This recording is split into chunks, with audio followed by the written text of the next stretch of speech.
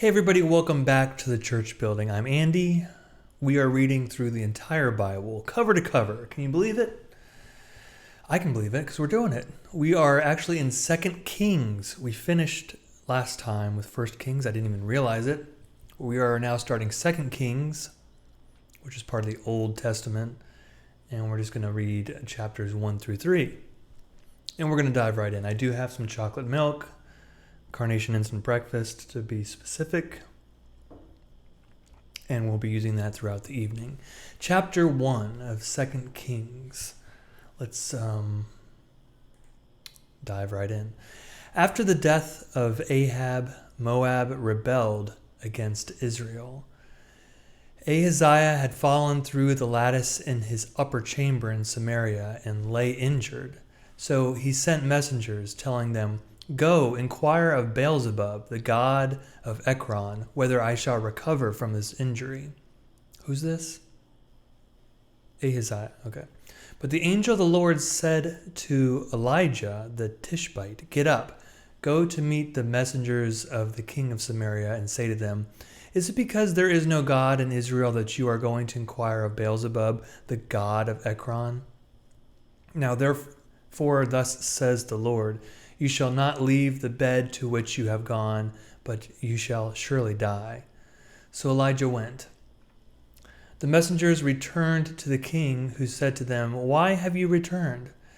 They answered him, "There came a man to meet us, who said to us, 'Go back to the king who sent you and say to him, thus says the Lord, is it because there is no God in Israel that you are sending to inquire of Beelzebub, the god of Ekron? Therefore you shall not leave the bed to which you have gone, but shall surely die." He said to them, "What sort of man was he who came to meet you and told you these things?" They answered him, "A hairy man with a leather belt around his waist." He said, "It is Elijah the Tishbite." We know it. Verse 9, Then the king sent to him a captain of 50 with his 50 men.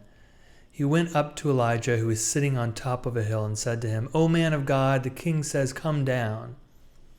But Elijah answered the captain of 50, "If I am a man of God, let fire come down from heaven and consume you and your 50.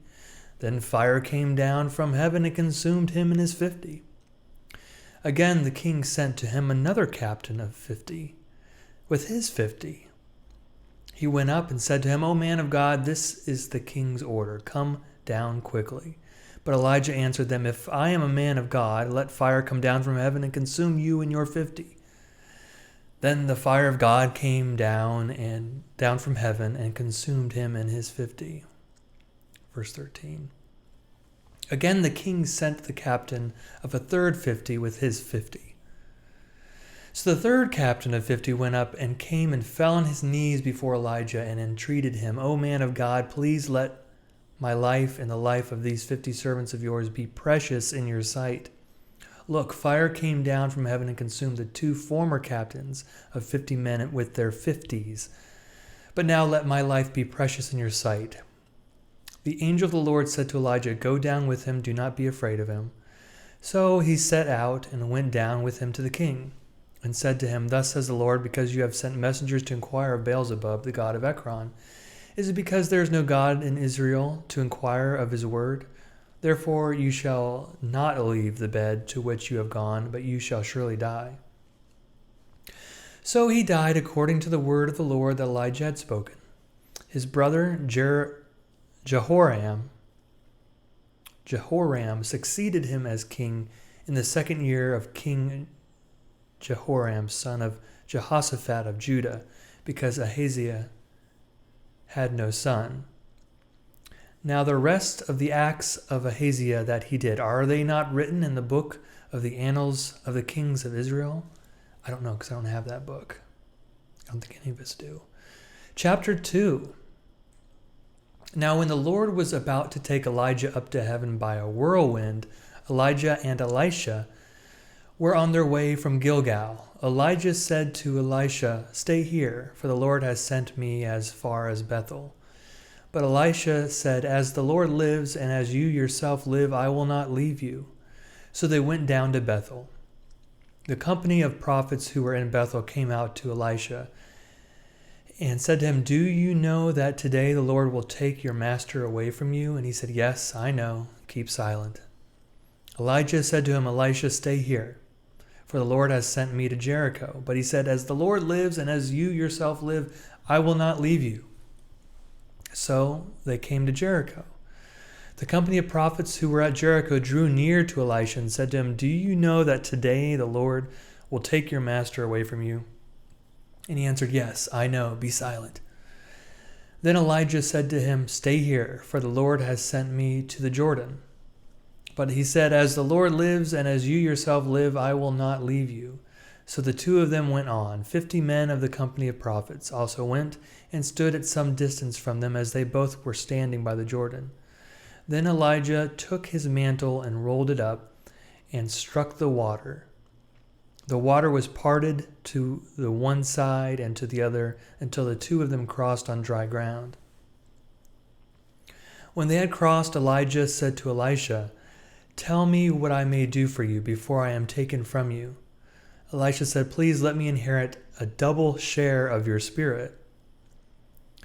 He responded, "You have asked a hard thing, yet if you see me as I am being taken from you, it will be granted you. If not, it will not." As they continued walking and talking, a chariot of fire and horses of fire separated the two of them. And Elijah ascended in a whirlwind into heaven. Elisha kept watching and crying out, "Father, Father, the chariots of Israel and its horsemen." But when he could no longer see him, he grasped his own clothes and tore them in 2 pieces. Verse 13. Hold on, I'll get a little sip.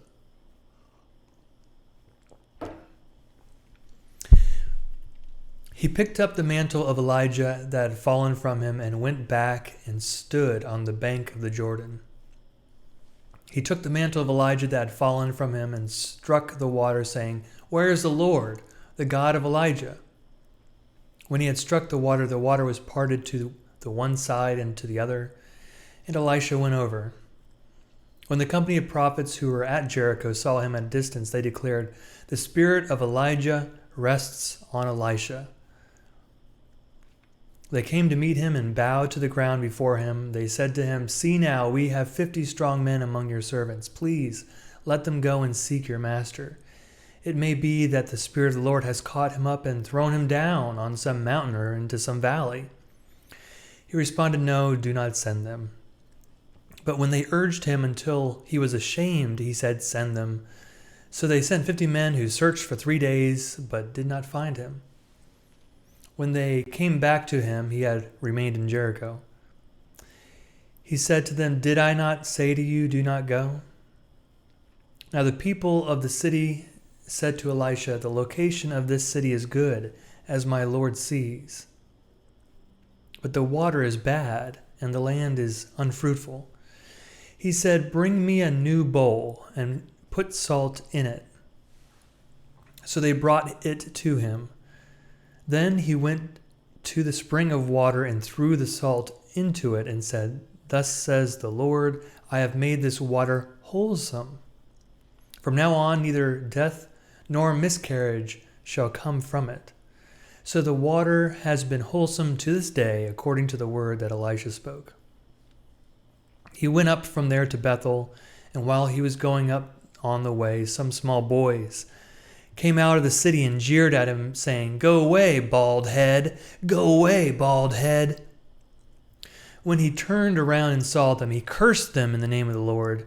Then 2 she-bears came out of the woods and mauled 42 of the boys. From there he went on to Mount Carmel and then returned to Samaria. That's a famous story where some kids called him, "Hey, Baldy," and then he sent bears, and the bears, killed 42 boys.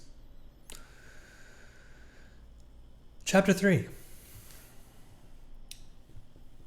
In the 18th year of King Jehoshaphat of Judah, Jehoram, son of Ahab, became king over Israel and Samaria.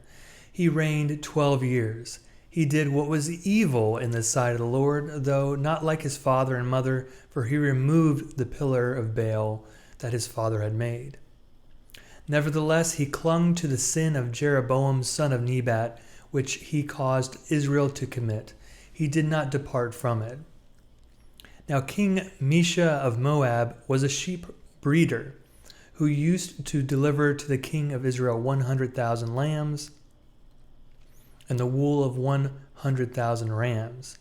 But when Ahab died, the king of Moab rebelled against the king of Israel. So King Jehoram marched out of Samaria at that time and mustered all Israel.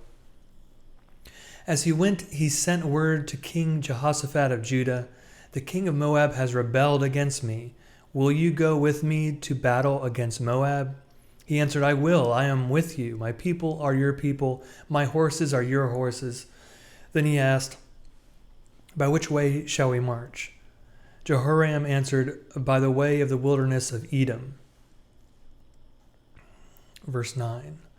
So the king of Israel, the king of Judah, and the king of Edom set out, and when they had made a roundabout march of 7 days, there was no water for the army or for the animals that were with them. Then the king of Israel said, "Alas, the Lord has summoned us 3 kings only to be handed over to Moab." But Jehoshaphat said, "Is there no prophet of the Lord here through whom we may inquire of the Lord?"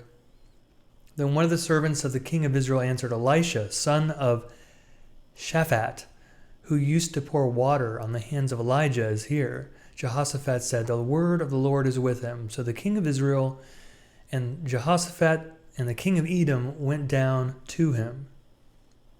Elisha said to the king of Israel, "What have I to do with you? Go to your father's prophets or to your mother's." But the king of Israel said to him, "No, it is the Lord who has summoned us, 3 kings, only to be handed over to Moab."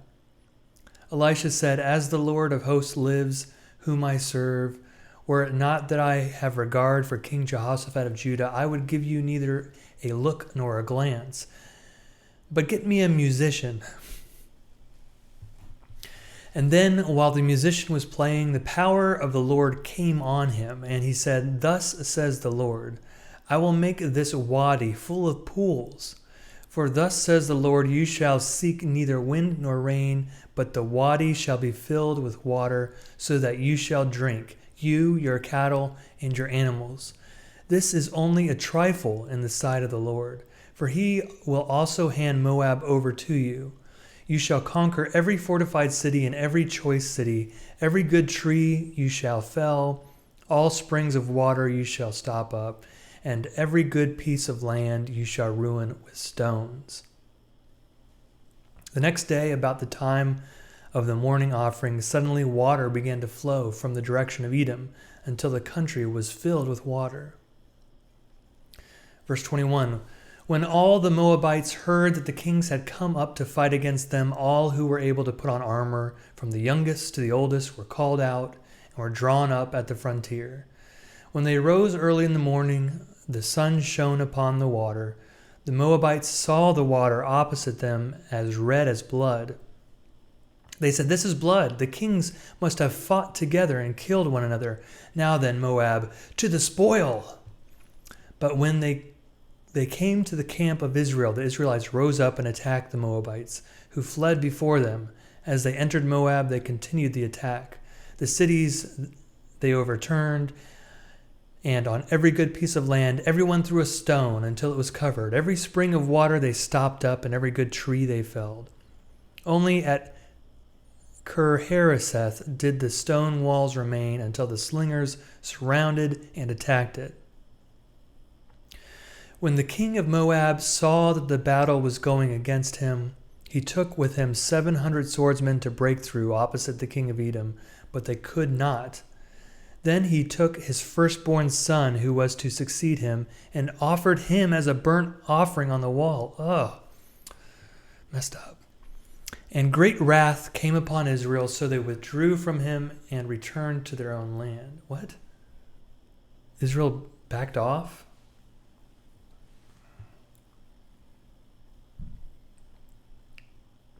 King Moab saw that the battle was going against him,